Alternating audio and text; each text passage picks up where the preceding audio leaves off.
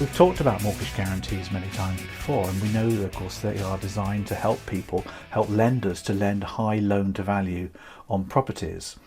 In the past, let's just pop in so you can see me as well. In the past, they used to go to insurance companies and buy mortgage indemnity guarantees, didn't they? But over the last few years, the government's chipped in with its own guarantee scheme.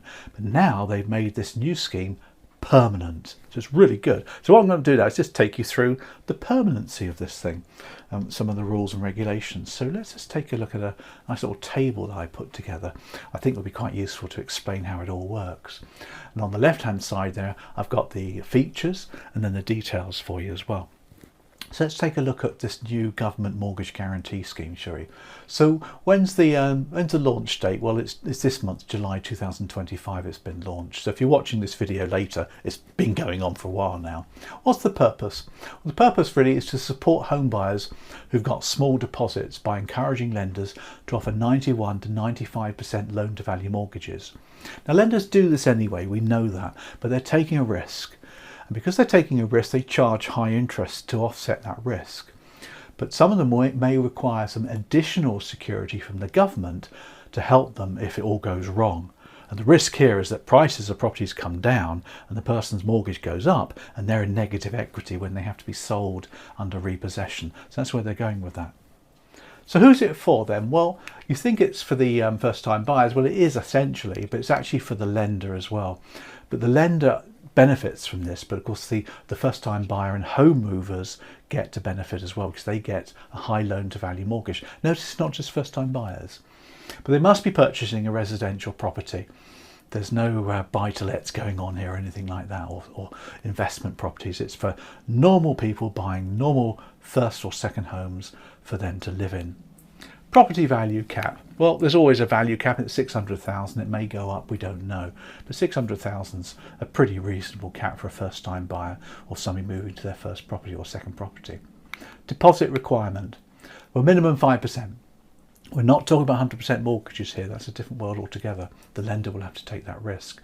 We're talking about 95% mortgages, which of course have been the mainstay for first-time buyers for years. What loan types? Well, we're talking about repayment mortgages here. We don't do interest only on this basis, but how many people have interest only mortgages anymore? For first-time buyers, it doesn't happen, does it, anymore? Term? Well, we've got 5 to 40 years. So it's the typical terms that people can have, of course. Occupancy. Let's get out of the way so you can see this. Let's pop up the top there. Well, the property must be the borrower's main residence, not a second home or buy-to-let. So they've got to be living there. That's really the key. Creditworthiness is the next one. Standard affordability and credit checks apply. So what we're saying there is that the lender will do their normal affordability calculations. It won't affect the lender's ability to do their calculations or credit checks. All's happening here is the government providing an extra guarantee in case the lender needs to find some more money to cover the mortgage on a repossession. So what is this lender guarantee then? Let's talk about that. Well, three bullets there. The government guarantees a portion of the lender's losses if the property is repossessed. Nice description that, isn't it? The exact amount guaranteed is not a fixed percentage of each loan, but is structured to cover a portion of the lender's losses in the event of repossession that nobody really knows. The total cap, though, on the government's contingency is 3.2 billion. So they're not going to overdo this. They're not stupid, are they? If there's a market collapse, for example, they'll be up for billions. So there is a maximum that the government will ever really guarantee here. But other than that, they've kept the numbers between themselves and the lenders as well. A couple more bits for you. Here we go. Scheme duration. Well, it's permanent now. It's not a temporary measure like the previous ones. And the lender's cost. What does it cost the lender? The lenders must pay a commercial fee to the government in exchange for the guarantee. The fee structure is tiered based on the loan to value ratio and the loan size. So the bigger the loan, the more the fee. And if it's an 80% mortgage or 85% mortgage, it'll be a lower fee. If it's a 95% mortgage, that'll be the higher fee. So the lenders will have to pay a fee to the government, not the borrower. That's changed from mortgage indemnities.